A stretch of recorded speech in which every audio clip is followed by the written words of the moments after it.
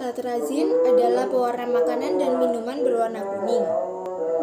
Kontroversial tartrazin pada regulasi BPOM tahun 2019 100 mg per kilogram pada permen dan 300 mg per kilogram pada minuman, adanya yaitu 7,5 mg per kilogram. Dan di sini juga terdapat efek samping dan resiko kesehatan mengonsumsi tartrazin. Selanjutnya, resiko efek samping kesehatan penggunaan tartrazin pada jangka waktu pendek. Pertama ada urtikaria, yaitu munculnya ruam, gatal, dan bengkak pada kulit. Lalu ada rintis, alergi, ketika orang mempunyai sensitivitas yang sangat tinggi, menyebabkan gejala alergi pada hidung seperti bersin, hidung tersumbat, dan pilek. Lalu ada gangguan pernafasan pada orang sensitif. Tartrazin dapat memperburuk kondisi asma dan menyebabkan kesulitan bernafas. Lalu untuk anafilaksis, dalam kasus ini jarang terjadi karena tartrazin dapat memicu reaksi alergi yang parah dan mengancam jiwa. Untuk resiko jangka panjang penggunaan tartrazin terdapat gangguan syaraf menyebabkan berbagai kondisi yang mempengaruhi sistem syaraf, termasuk otak, sumsum tulang belakang, dan saraf tepi. Selanjutnya ada kelainan sel. Kelainan sel mengacu pada perubahan abnormal dalam struktur atau fungsi sel, dapat mencakup kerusakan DNA, perubahan dalam siklus sel, dan gangguan dalam proses seluler lainnya. Lalu ada kanker usus.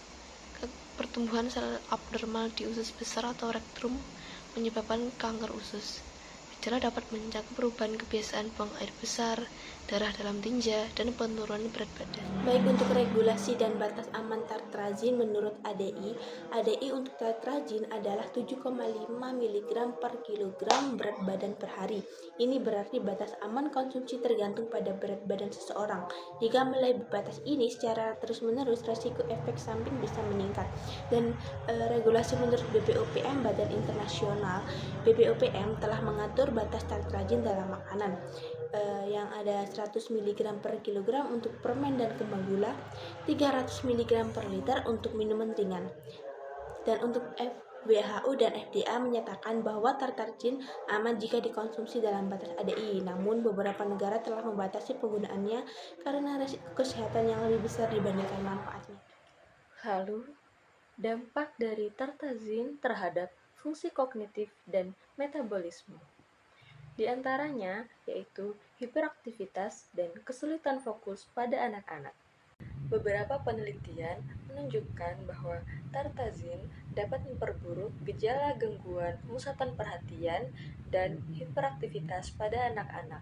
Pewarna ini juga dapat mempengaruhi neurotransmitter pada otak, yang dapat menyebabkan peningkatan aktivitas motorik, kesulitan berkonsentrasi, dan perubahan suasana hati.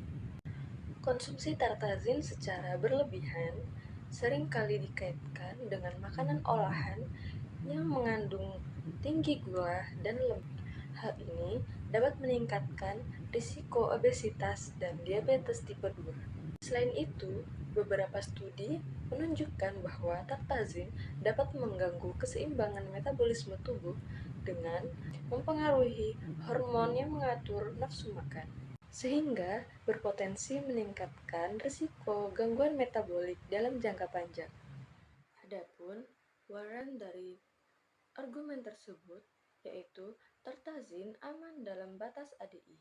WHO, FDA, dan BPOM menyatakan bahwa tartrazin aman dikonsumsi dalam batas yang sudah ditentukan oleh ADI. Lalu, tidak semua individu mengalami reaksi negatif. Selanjutnya, yaitu rebuttal dari argumen tersebut, yaitu mengapa tartrazin tetap berbahaya. Pertama, karena anak-anak penderita alergi lebih sensitif terhadap efek samping tartrazin. Yang kedua, yaitu beberapa negara telah membatasi penggunaan tartrazin karena efek sampingnya yang lebih besar daripada manfaatnya. Dan terakhir ada saran dan komentar. Nah, saran dan komentar ini yang pertama ada pemerintah dan juga BPOM. Nah, bagi pemerintah dan juga BPOM ini ada memperketat pengawasan serta peningkatan label transparansi untuk makanan. Yang kedua ada untuk konsumen, yaitu yang pertama mengurangi penggunaan pewarna sintetis dan beralih ke pewarna alami seperti kunyit. Yang kedua ada membaca label terlebih dahulu saat membeli produk yang akan dibeli. Nah, dan yang ketiga, mengurangi konsumsi makanan dengan pewarna sintetis. Yang ketiga ini adalah untuk industri makanan. Nah, untuk industri makanan ini ada 2 poin penting.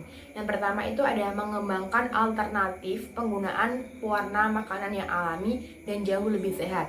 Yang kedua ada meningkatkan edukasi kepada konsumen tentang efek samping penggunaan bahaya risiko tartazin.